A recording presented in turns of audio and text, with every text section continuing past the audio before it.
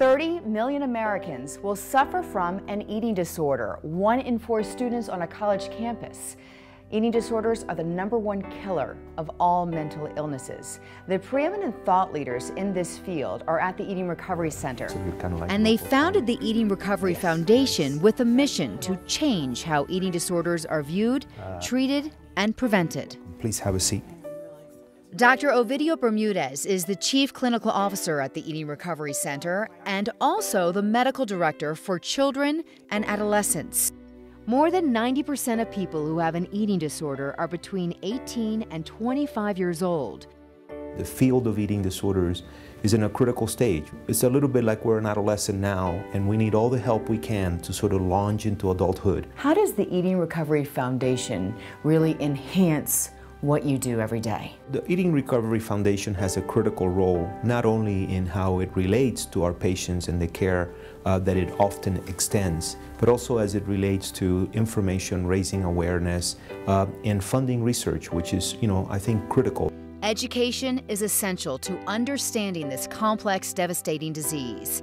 Individuals suffering from the eating disorders, their families, and the professionals who work with them must have the tools to foster prevention, early interventions, and lasting recovery.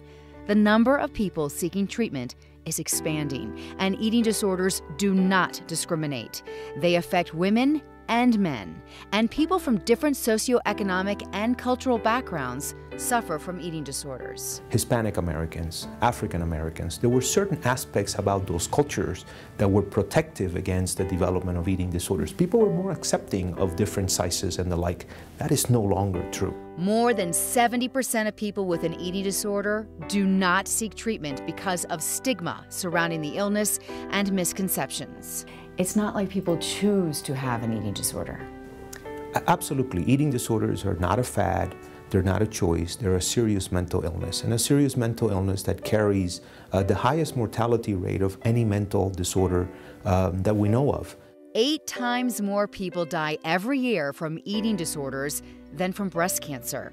Through the Body Project, a body acceptance training program, the Eating Recovery Foundation is reducing the risk of eating disorders by targeting the highly vulnerable age group on college campuses. The Body Project is successful in changing perceptions of an image ideal and reducing eating disorders. The evidence-based prevention efforts are the best thing we have to offer to avoid this problem for the many.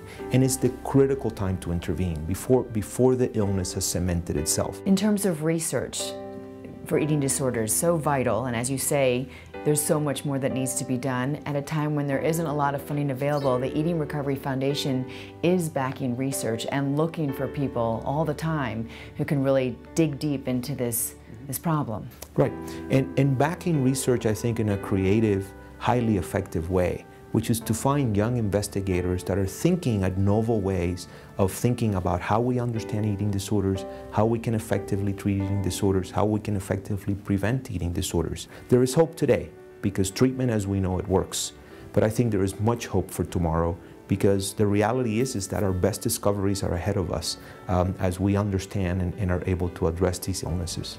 When it comes to caring for the illness, the Eating Recovery Foundation steps in to bridge the financial gap if insurance coverage stops and costs become overwhelming and unaffordable for the patient. When a treatment experience, regardless of the length, is terminated in a rapid fashion, right, that leaves the individual, that leaves the family less prepared for a transition. And transitions in treatment are always difficult. Through those 3 areas, education, research, and charitable care, the Eating Recovery Foundation is uniquely positioned to address those most urgent needs and help people live healthy and happy lives.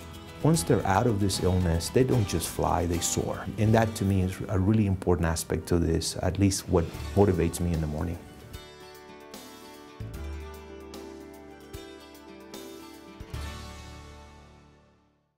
Last year I went to Thailand, and the main reason I went to Thailand was because I really like Thai food. I really wanted to just go sit on a street in Thailand and eat Thai food. If somebody had said that I would want to do that a few years prior, I would have never believed them. I'm actually able to enjoy food again. I was 14 years old when I started struggling with an eating disorder. It started as depression and pressure to be perfect and successful. I started losing a lot of weight, and this morphed into something that turned into anorexia. When I came to Eating Recovery Center, I was at one of the darkest times of my life. I didn't want to live, I didn't want recovery, and the Eating Recovery Center staff helped me along and helped me realize that they could hold the hope for me when I didn't feel very hopeful. The foundation is just really such a security blanket and a gap that helps families at a time when they need that kind of support. I remember when we didn't have the foundation, right? The foundation didn't exist when Eating Recovery Center opened. And there were a lot of people where we couldn't say we can continue care while we fight for you. And we can say that now. We can continue care and we'll fight for you. Families come back together, lives are saved, families are saved. It's incredible work, and the foundation has just contributed so much. I know that for certain. I don't know who donated what to be able to give me the support that I needed, but I just am beyond grateful.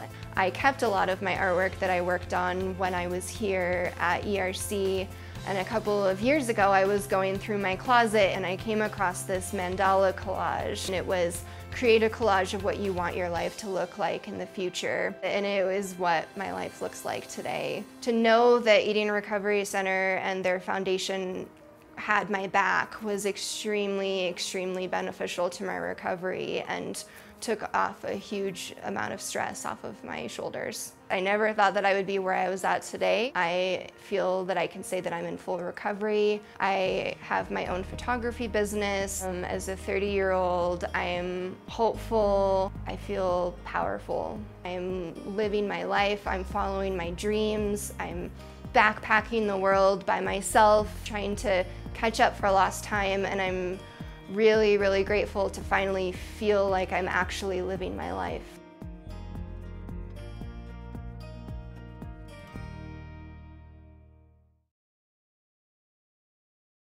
More than 90% of people who have an eating disorder are between 18 and 25 years old. 1 in 4 students on a college campus has an eating disorder. Without the proper knowledge about anorexia, bulimia, and binge eating, and without the tools to combat them, students may become very sick. Without treatment, up to 20% of those with chronic eating disorders die. The Body Project is out to change that by promoting positive body image and acceptance on college campuses across North America. I really see students who are struggling with body image issues. They've left home for the first time, they're on campus on their own. Academics in college are incredibly stressful, so they're under severe amounts of stress. The Eating Recovery Foundation recognizes how that stress can alter perceptions and behaviors. So it offers the Body Project, which helps students resist cultural pressures to conform to an appearance ideal. The evidence-based prevention efforts are the best thing we have to offer to avoid this problem for the many. And it's the critical time to intervene before the illness has cemented itself. When I brought the program, the Body Project, to University of Nebraska, there were a few students that I had been working with in therapy for months on body image issues. And after participating in the 2-session Body Project group, they had more progress in the group than they had in months of therapy. So it's incredible just how much a group of peers can get through to another peer compared to a professional. The Eating Recovery Foundation provides educational resources through the Eating Disorders Information Gateway, a comprehensive catalog of eating disorders data for students who are struggling, their family and friends, as well as professionals. Supporting the Eating Recovery Foundation's education mission really works to provide education on campuses, provide programs on campus that reduce eating disorder behaviors, increase body satisfaction, and improve mental health of students on campus.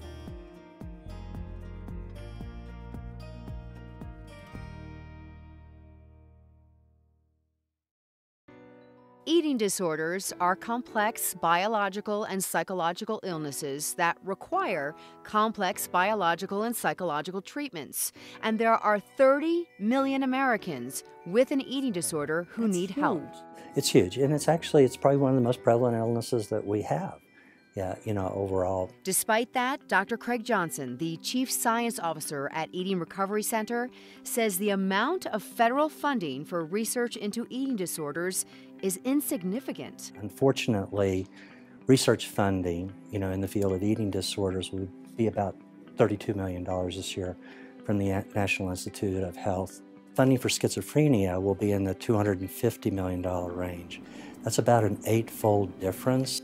And the funding for other mental disorders like autism and Alzheimer's disease is disproportionate when considering the number of people affected by eating disorders.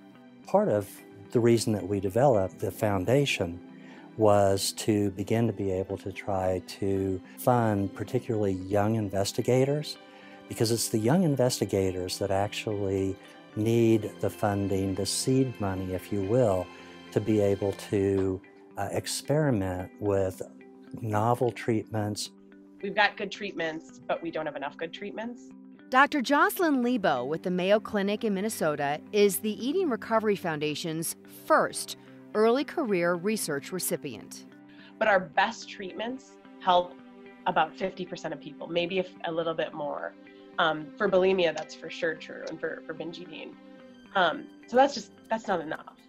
Over the next 2 years, Dr. Lebo will look into how best to effectively treat adolescents with eating disorders. More than 90% of people who have an eating disorder are between 18 and 25. Dr. Lebo will start by applying a therapy which has shown to be effective in adults, but never tried with teenagers. This is a new psychotherapy. She will be essentially trying to test it in outpatient clinics around the country, and we're hoping then that she'll be able to increase her funding to do more sophisticated research.